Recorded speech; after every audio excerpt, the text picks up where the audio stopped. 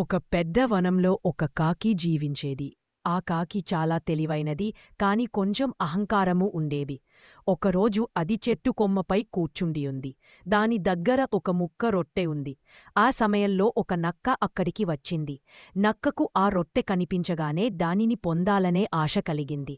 కాని నక్కకు తెలుసు బలవంతంగా దాని పొందడం సాధ్యం కాదని. కాబట్టి తన కపటబుద్ధిని ఉపయోగించాలని అనుకుంది.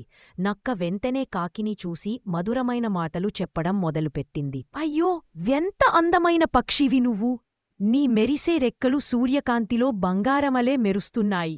నీ స్వరం కూడా నీ అందంలాగే మధురంగా ఉంటుందని విన్నాను. నాకు ఒక పాట పాడి వినిపించవా? అని మోసపూరితంగా అడిగింది. అహంకారంతో ఉన్న కాకి తన గాత్రం చూపించాలనుకుని వెంటనే నోటిని తెరిచి కా అని కేక వేసింది.